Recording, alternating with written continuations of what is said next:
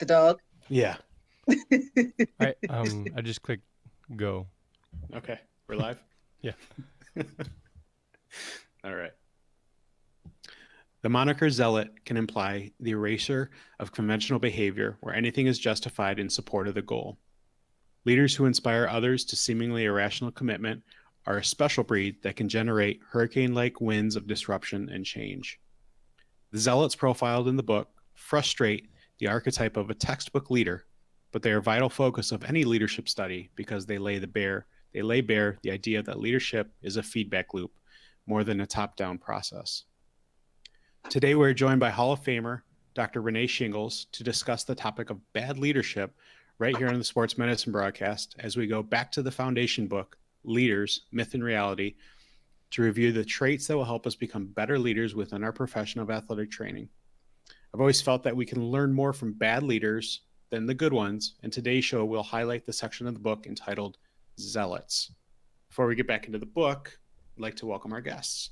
Good morning, Dr. Shingles. Welcome, Jeremy. Good morning, John. Good morning, Jeremy. It's a pleasure to be with you this morning. Absolutely. Thank you for being with us today. Absolutely. Absolutely.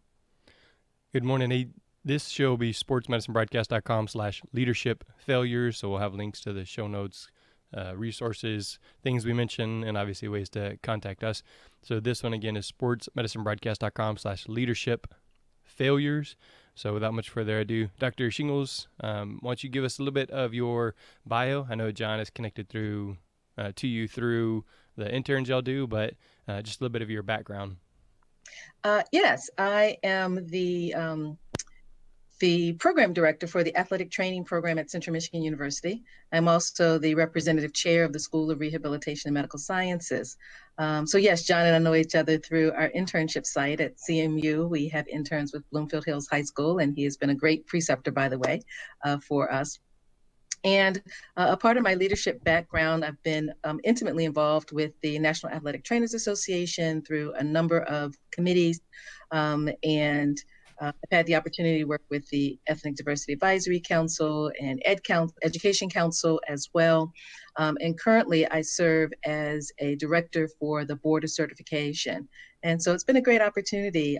Those things have led to my opportunity to become a Hall of Famer for the National Athletic Trainers Association. And so it's been some great experiences. And as John has indicated, I've had some great leaders and I've had some not so great. I'm looking forward to this conversation. Yeah, like we started talking about a little bit in the pre-show, and I've thought about this for quite a while, actually.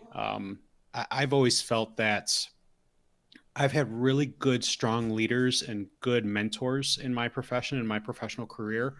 And I don't want to discredit the lessons I've learned from them because obviously they were really great, but I've learned so much more from the negative people and the negative leaders and the bad leaders, that negative experience has been more impactful for me in a weird way. And McChrystal kind of states it in the book when he's talking about zealots. One of the people he talks about is the leader of ISIS, who he fought against. And there's a respect to be had for terrible leaders. I know it's weird, and to kind of wrap your head around how much we can learn and respect bad leaders. And that's why I really felt like we should talk about that while discussing leadership traits for our profession. I understand. I've had some, as with you, I've had some great mentors. But there are some things to be learned. In my thought, I think of it as learning what not to do in terms of leadership. And I thought further back in history when you were talking about to Hitler, who for whatever reason was able to mobilize a group of people to do very, very, very bad things, and killing so many people, and it's unheard of in a sense. But there are those individuals in history who have been able to mobilize and galvanize people to do wrong or to do bad or to help them to feel like that's the right thing to do, but in fact it's not. Right. And so you're right. What are the things that we try to learn from that? What can we glean from those things and learn what not to do, in my opinion, what not to do. Jeremy, do you have anything to add? Well, I mean, we're talking about some of the leadership failures, and I'm not sure if I was following along in the notes right. I was trying to get everything started. Just some of the things that first come to mind are like the old school coaches, the people who, well, this is the way it's always been done. Well, that's not a good way to do things. It's, you see it all the time now if you're on social media. The line that'll kill your business or kill your practice or whatever it is this is the way it's always been done, because they're just unwilling to adapt or change. And so obviously to me those are bad leaders, because they're just not looking at what the situation needs. They're just doing it because they're doing it, right? And some of the ones we that I think of is they don't ask why. They just come in and make changes. Like the current situation I'm in, where I felt like there was never a conversation had with me, but there were some changes that were, well, these changes are needed. We need to make these changes. I don't have any idea who you are or what you do, but we need to make these changes. Right. Like, really? Mhm. I mean, well, let's find out what I'm doing. Let's find out what works, right? And then, I always think of we talk about bad leaders. Talking about Dave Ramsey, in one of the videos, he's saying, I was driving down the freeway and we were doing 70 miles an hour down the freeway, and then my wife looks up and says, "Hey, we're going the wrong direction." And he says, "Yeah, but we're making great time." Right? So yeah, you're getting it. You're moving. You're getting up at 4:30 every day. You're grinding. You're putting stuff out on social media, but you're going in the wrong direction. And so those are some bad leaders, and I don't know if those are what completely count as zealots, but those are just some of my thoughts or experiences with bad leadership. So, all right. I would add to that, I've had, some individuals that I worked with previously who tried to lead by intimidation. And, I can clearly remember this individual towering over me. Now, for those who don't know, I'm about 5'1" on a good day. And so this person is towering over me. We're literally standing toe to toe, and they have on these aviator glasses, and hands on hips, looking down at me, trying to intimidate me with regard to what was going on. I was on the field at the time, and I put my hands on my hips and looked up at that individual and just gave it back. um, but it was not the way to have a collegial conversation regarding what was going on with the athletes that I was tending to at the time. And so, but nonetheless, it taught me how to make sure I stood up for myself. It also taught me how to address individuals who try to bully me, and it taught me how to stand up for my athletes and really understand my role as an athletic trainer. And my role wasn't to please the coach. My role was there to take care of the athletes and make sure that they got the best possible care. But that individual was certainly trying to control me, if you will, via intimidation. And so I think there are individuals out there who do that type of leadership and think it's okay. And in my opinion, it certainly isn't. But it certainly taught me some lessons. So, did you have that type of experience multiple times, or was it just one that was so strong that you obviously it's burned in your memory? That it caused you to learn from it, or were there multiple experiences in that? Well, there were multiple experiences with that particular coach. I don't think that individual was happy having a woman on the sidelines. This was, in the 80s, let alone a woman who looked like me on the sidelines.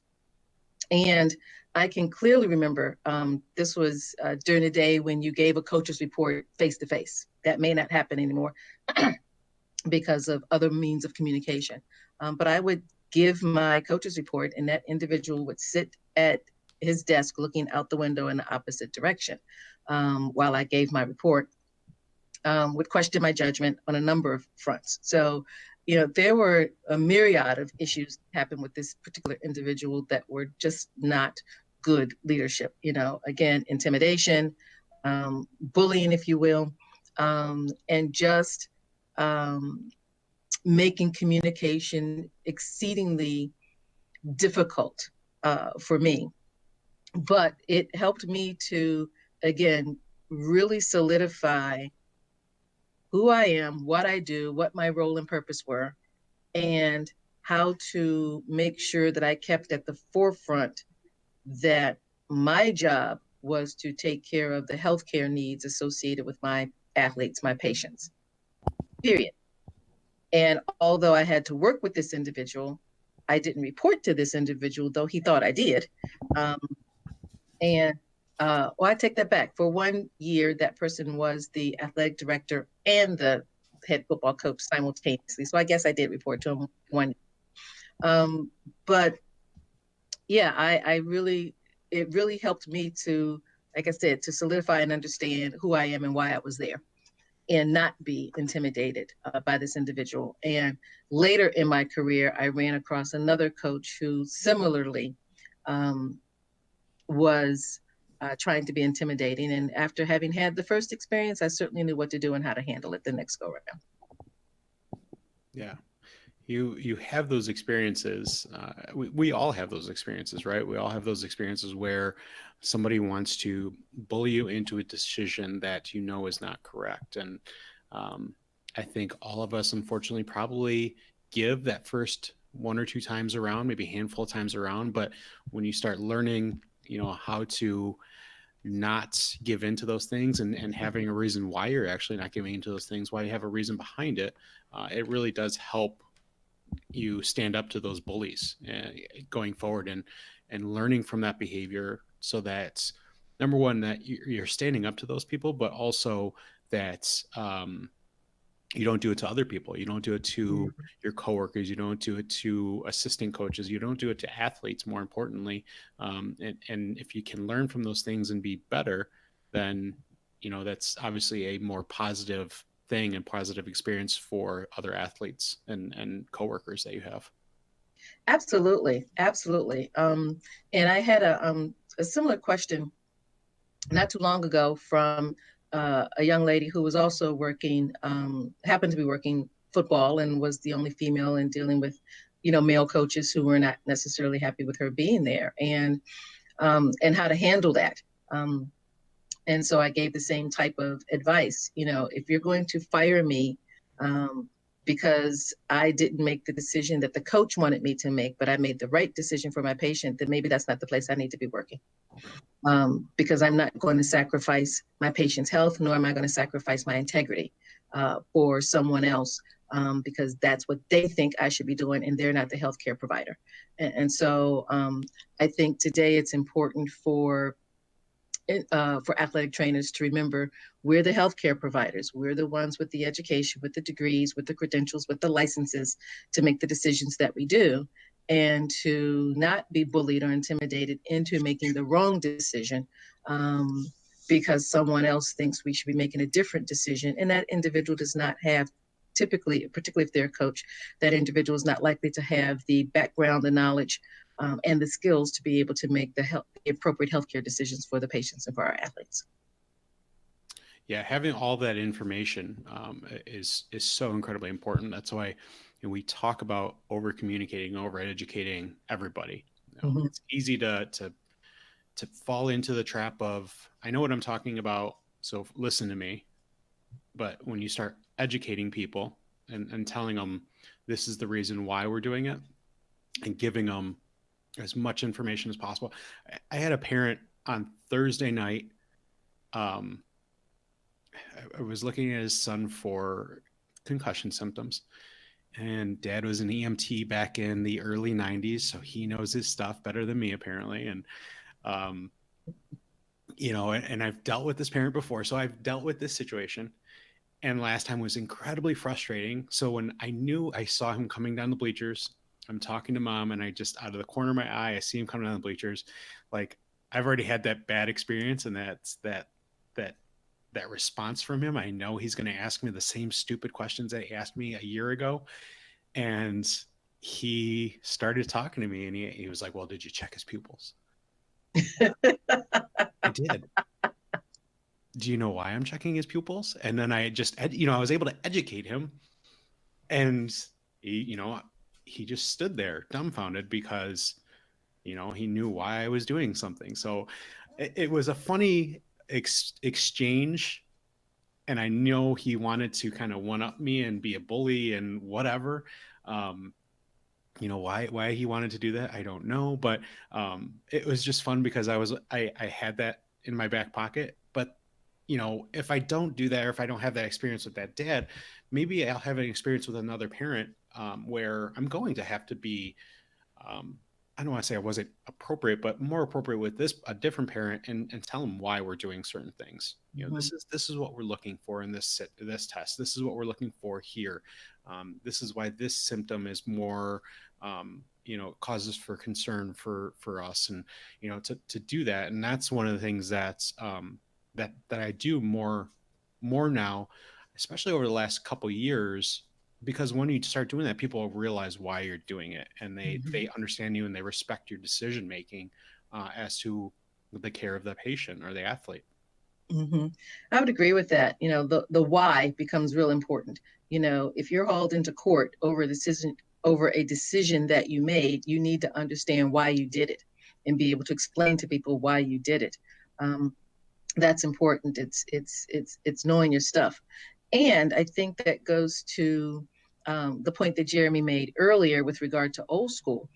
Even as athletic trainers, once you've been practicing for a while, there is new knowledge that comes into play, and new guidelines and new procedures.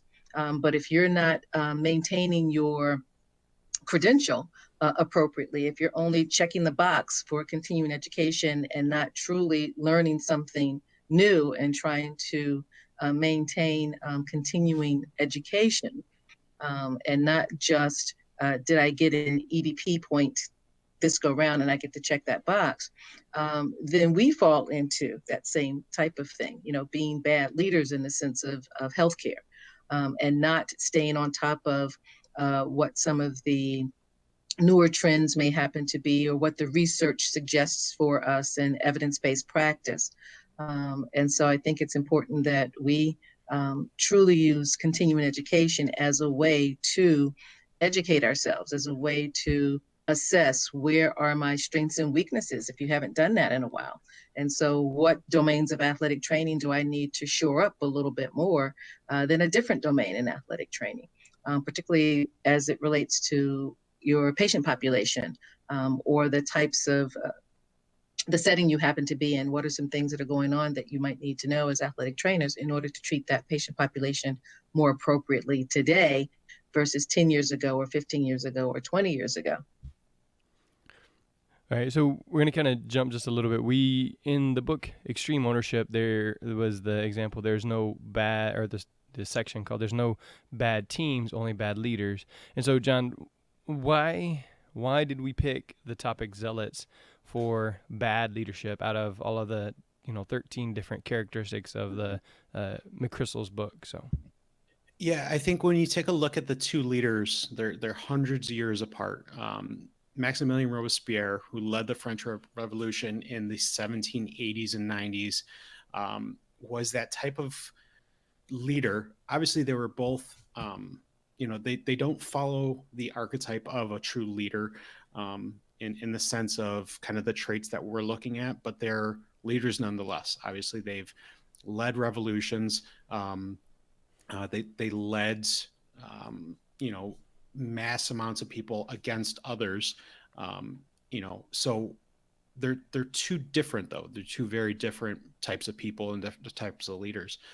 Robespierre, he kind of led by way of the pen, used his own newspaper to spread information for his cause. He's that type of leader that never steps out of the office, right? He's the one that will, um, never get out and talk to other people or ask questions.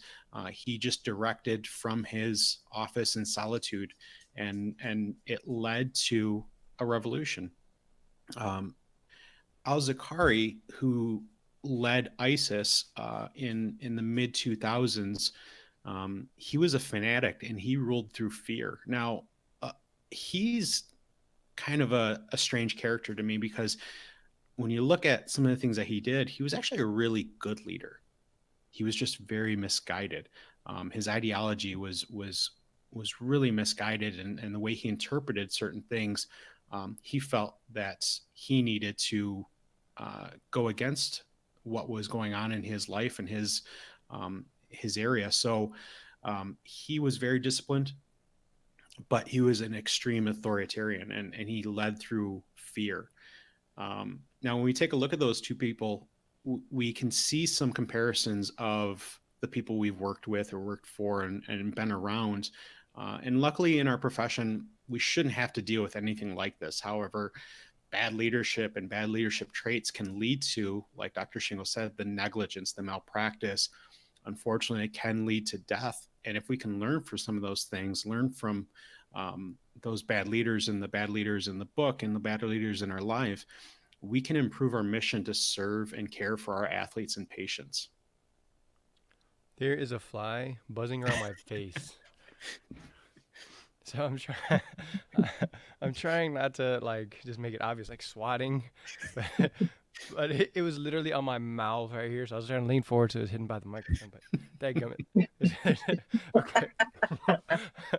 All right. Oh.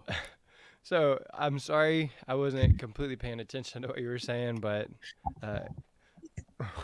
we were talking about Robespierre and Al-Zakari about leadership and bad leadership. So why don't you guys pick it up from there? Oh, well, I was saying that we can learn from bad leaders to improve our mission to serve and care for our athletes and patients. I think if we can take away from the negative, we can turn that negative into a positive and help positively impact the people around us. So, Dr. Shingles, when we take a look at bad leaders, the archetype of bad guys, like you started talking about Hitler, we instinctively know that those things that identify them. However, if you're in a leadership position, how can we recognize those traits so that we don't become a negative or bad leader? Oh, that's a good question. How do we recognize those traits? I think that part of it has to do with, how that person is leading, where they're coming from. Is this person coming from a position of team? I want to do what's in the best interest of the team, or is it about self? I want to do what I want to do because I want to do it, and this is the way it should be done, and no other way should that be done. So I think that can be part of it. If you can, when you ask as a follower, because we don't talk about follower traits are similar to, I think, leader traits. But if you look as a follower, and part of that role is asking why should we be doing X, Y, or Z, and if that leader does not have a good why, and it's only because I said so, then I think that's beginning to recognize that there may be some issues there of bad leadership. So I think that's important to think about. I think the other thing that you mentioned as related to this notion of individuals who are sitting behind the pen, so to speak, with what is going on, um, and behind their desk and are leading that way. That reminds me of where social media is today.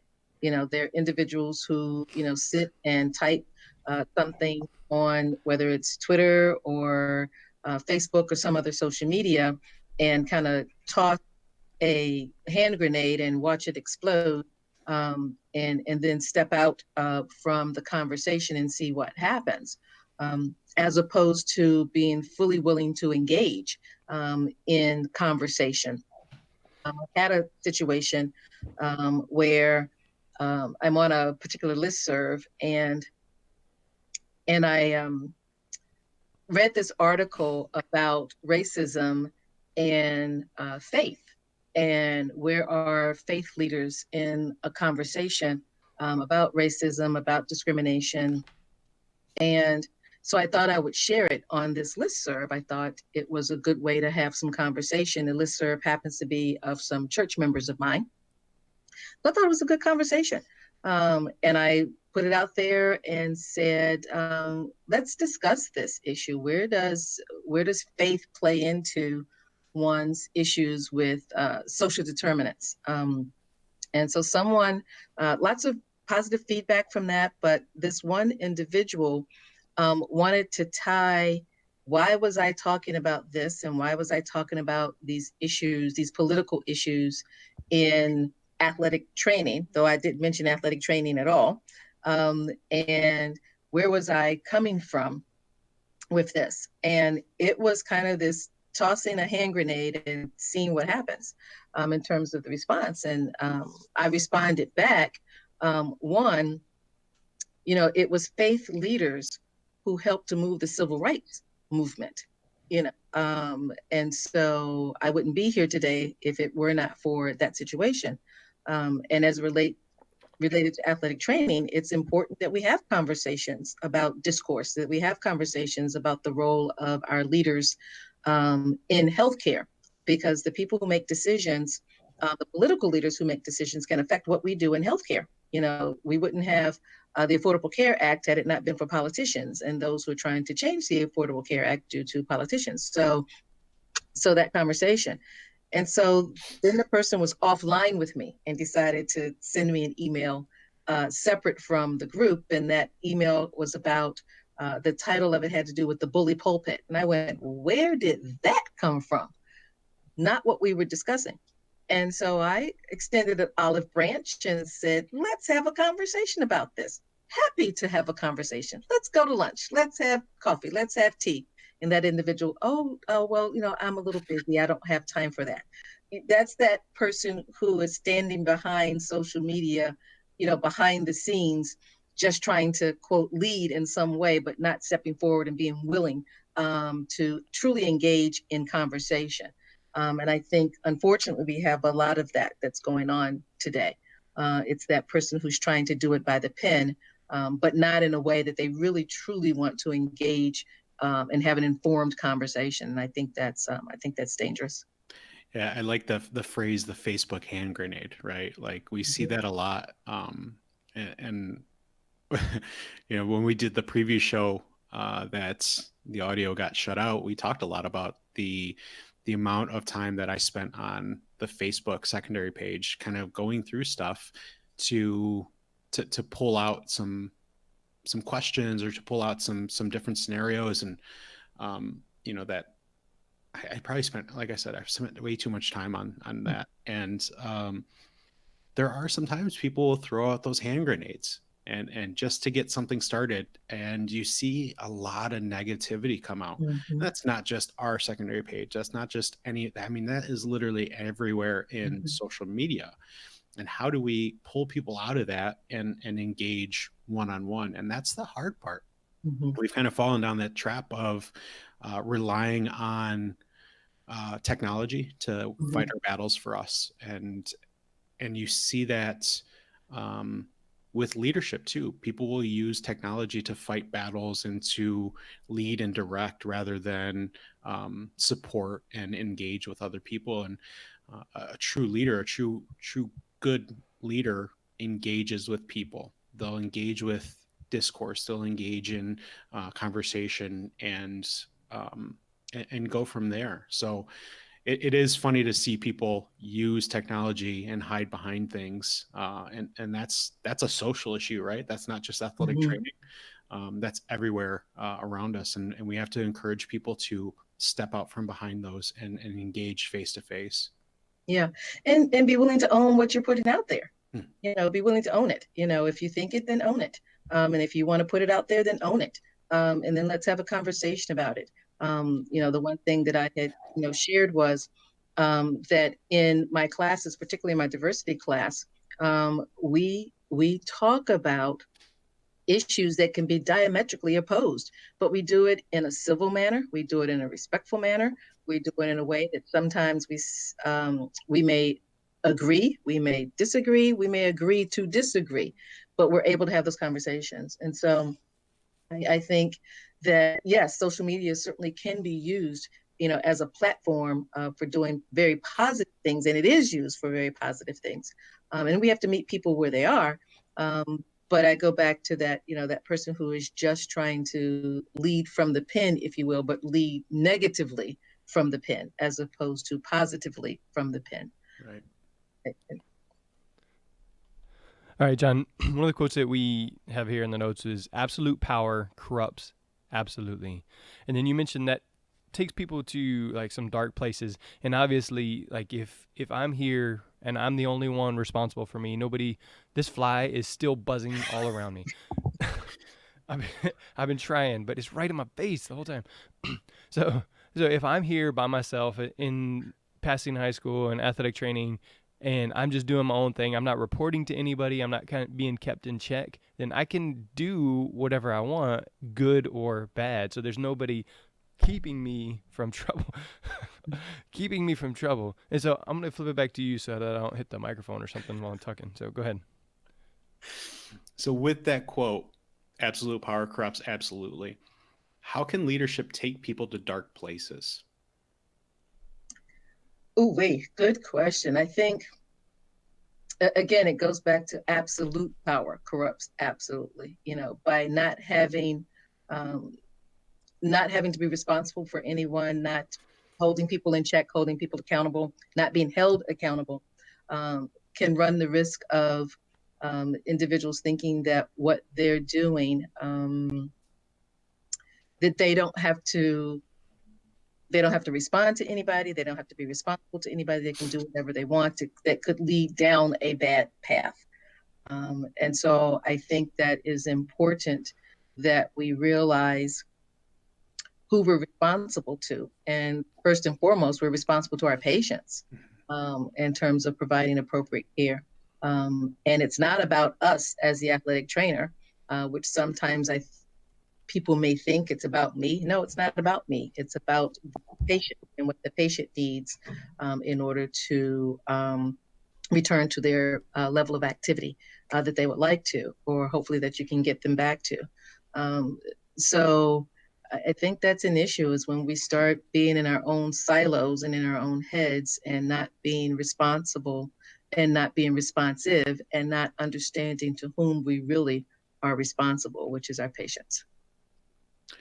Yeah, one of the things I learned from this kind of this chapter was the difference between good and bad leadership.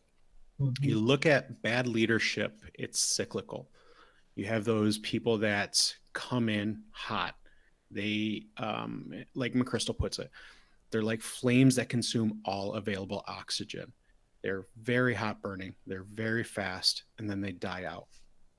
They're out of there. Those are those people that will come in and within a couple of years they're gone, or maybe a year if you're lucky, right? Mm-hmm. But they're gone very quickly. Good leadership is enduring. They have meaning and they're not expedient. They are around as long as possible because people want to be around them. And that's the difference between these zealots and good leaders, right? They are always willing to help others. They don't have that ego, is kind of what, we start talking about with those bad leaders. That's, that when you start going into that dark place, those are the people with the big egos, and they won't listen to other people. They'll put themselves in their own silos. They won't listen to any input at all. And they're going to lead very authoritarian, and they're going to lead through fear. The good leaders are going to do the exact opposite and be the types of people that want others around them. Mm-hmm. I would agree with that. As you talked about this flame that sucks the air out of the room, but you hope, first of all, you hope it doesn't happen to you, but if it does, you hope not to get singed and burned on the way as that person goes through. I liken that sometimes to the character of Pigpen in Charlie Brown. And Pigpen, has that swirl about him. And so sometimes those individuals have that swirl, almost an aura, if you will, that's just around them. And you just want to step out of the path and let that go past, Right. and hopefully not get sucked up into the middle of it. Which can be difficult sometimes, depending upon the type of job you have and the type of relationship you have with that individual who is that flame that's going by. But I think with good leaders, and they ask why. They come with a humbleness that says they're willing to learn from the team, and willing to put others before themselves, as it relates to for the betterment and for the good of all, for the good of the team, for the good of the program, whatever the case may be. And so, looking at bad leaders hopefully helps you to see the traits that you don't want to have, or looking at what maybe did they do before they went down the dark hole, Right. and went down that pathway, or went down a hole, I should say. Um, and I think that's important. And then, of course, surrounding yourself with people who do provide role modeling, appropriate role modeling. So you also see that juxtaposition.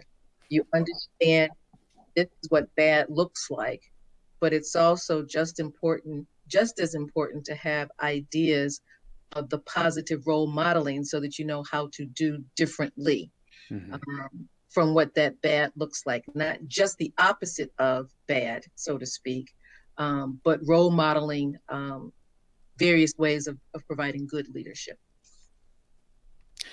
Jeremy, it reminds me of when we were at PSATs and we were talking to Kurt Andrews, and he took a job with Sporting Kansas City. And on his first day, he's sitting in his office kind of putting together his desk, and a random guy walks into his office, sits down and says, "What do you think should change around here?" And Kurt starts talking and gets up. The guy gets up and leaves after a couple minutes.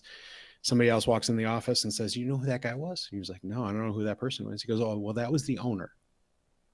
And to me, that was always a really interesting story, because the owner wanted to learn from the new person what could change for the better on his first day in the office.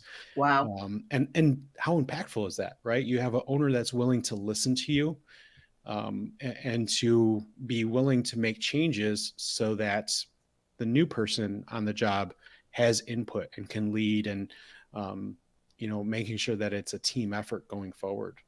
Mm-hmm. Absolutely, absolutely. The team effort, that's what's important. It's something I talk with our faculty about all the time. We are a team, and some people are able to do certain aspects of what they do because other members of the team are doing their aspect.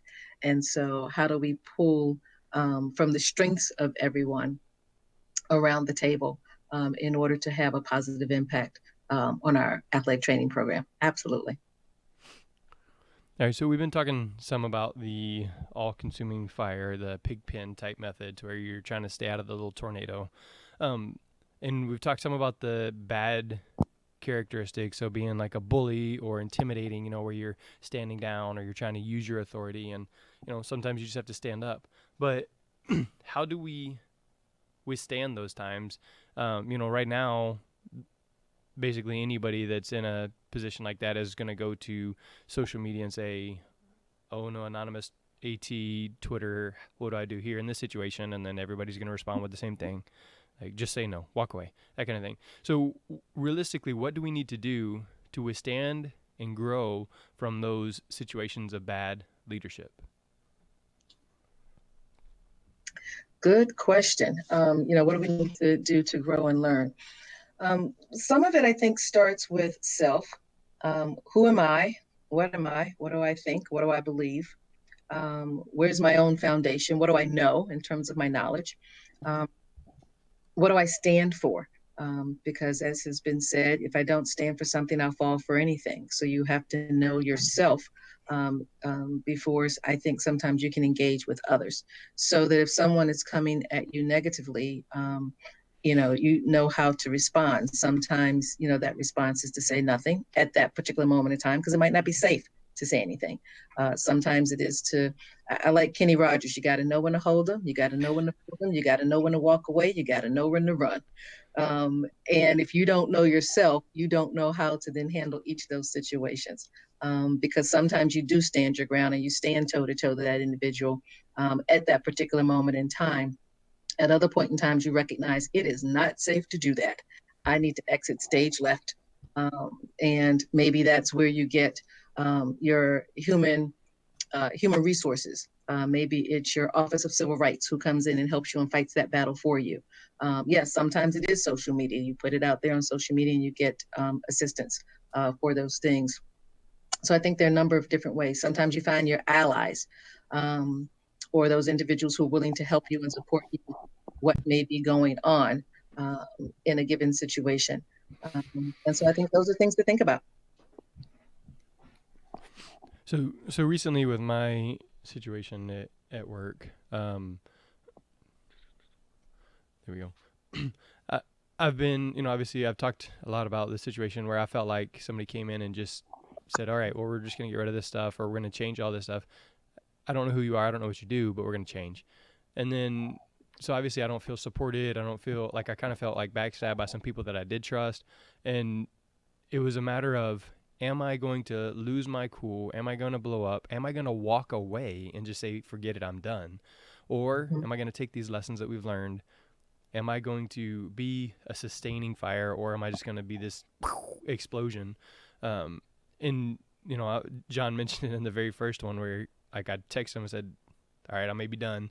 And so he had to talk me down off the edge. Yes, the high school girl thing, John. Thanks. Appreciate it. But really, like, even in a recent conversation that I've had with the leadership, it was about taking those lessons and applying them. And I don't know where anybody listening stands with as far as religion or God, but I was reading in the Bible, and in Acts it was talking about Stephen was a man full of godly wisdom, and when he went into one of the cities, he was debating with the men, but it was wisdom from the Spirit, and so nobody could stand up to him, nobody could debate with him because of those conversations. And so for me, what I did was, I was like, prayed, God, look, I can't control this situation. I can't do this on my own. God, I need your wisdom. What can I do? So instead of me saying like, well, no, this is what we're going to do, this, and this, I was like, let me reformulate those and ask questions. Let me say, what do you think? How do you feel? What is your concern? And then from there, we're engaging in a conversation and opening up. The end result was, well, let me reconsider what we were thinking about doing there. Mm-hmm. And because I didn't go in attacking, I opened up a conversation and I backed off and yielded to God's wisdom. It really made a difference. Whereas I could have really messed up the whole thing that we have going on here if I just went in without any of this previous knowledge, thanks to John and obviously thanks to the Bible and things like that. So I am really grateful for this series, but like I can see it playing out here in my personal life as well. Yeah, let me add a couple of things to that. One, when we're dealing with, like you said, the bullies or situations, it's a difficult conversation. And so, some difficult conversations, there are a number of different methods out there. You can just Google how to have difficult conversations and you'll find all sorts of things that pop up, but listening, trying to diffuse the situation, trying to affirm where the person is coming from, and then have a particular response can be fruitful in some situations. And I agree with you, Jeremy, as a person of faith, as a woman of faith. For me, it's the same thing. I go into those, particularly if it's a difficult conversation that I know that's coming up, or a difficult person I've had. So that bad leader I've dealt with on multiple occasions, sometimes it really is, okay, Lord, that's your child. And so please handle that, because if I do, it would not be necessarily in the way that you would want me to. And so I'm trying to do your work here today. So please, like I said, give me the words, give me what I need to say, how I need to say it, help that situation to be a good one. And for me as a person of faith, that works. But but not everybody is where I am with regard to my faith. So I have to understand and respect that for where other people are, but again, trying to listen, trying to start with questions, trying to stay the calm in the middle of the storm that may be going on, because to get sucked up into that can just add fuel, so to speak, and more debris that's swirling around, or add fuel to that fire that just makes it continue to burn that much hotter and that much faster. So trying to keep the voice a little bit on the lower side, not escalate into whatever the situation may be, and have those conversations might be beneficial. I've found that people, when you get into those escalated situations, reveal more about themselves than about you. Mm-hmm. You're able to understand that and see that person going through whatever it is they're going through, and you're the outlet. It's almost, for me, it's made it easier to kind of weather those storms. Having a parent yell at you, having a coach, get upset about something, um, or anything like that. There's typically something else behind it, and it's not usually your fault. If it is your fault, if you have the ability to step back and look at those things and to realize it, and take ownership of it, it usually will kind of de-escalate itself, right? But when somebody starts yelling at you or tries to be a bully, they're really revealing something about themselves than about you. And that should help you a little bit going through those types of situations. And what's the phrase? When people tell you who they are, you need to believe them. Mm-hmm. So I know you got to run. So I would like to give you a chance. If there's any closing thoughts that you have, please feel free to share them. Thanks.